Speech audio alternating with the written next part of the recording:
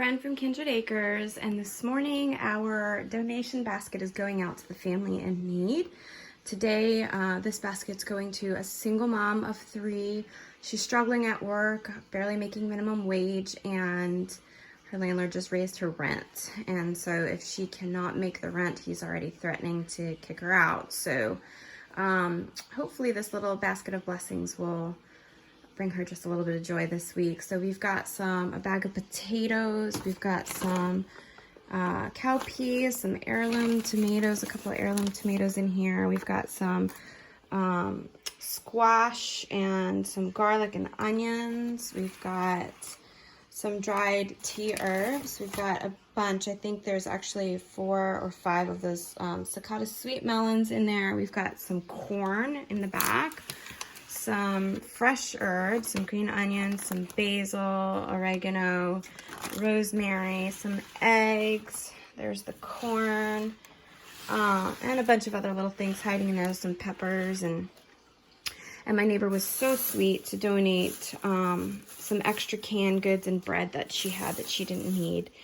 And so I just want to encourage you guys, you know, if you know a family that may be in need, they may not realize that they're, you know, in need enough to maybe reach out for help, or maybe they think that they don't qualify, or they're not worthy enough to go to a food bank, or they're not struggling enough to go to a food bank. There are some people out there who suffer in silence. So if you think maybe a door drop would be fabulous for just to help bring some love and make somebody's day, and it doesn't even have to be somebody in need, just, you know, somebody that you just want to brighten their week with. Who wouldn't love a basket of fresh foods here, homegrown garden goodies?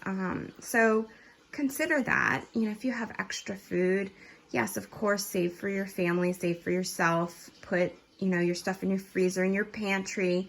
But if you have more than you think you'll need, consider donating a basket of food to somebody who might not reach out or speak up for the help.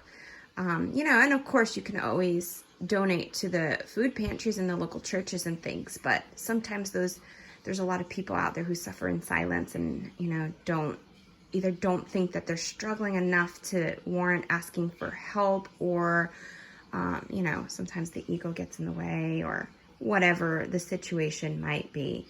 Or maybe they're just too stressed out or don't have time to go to the food bank.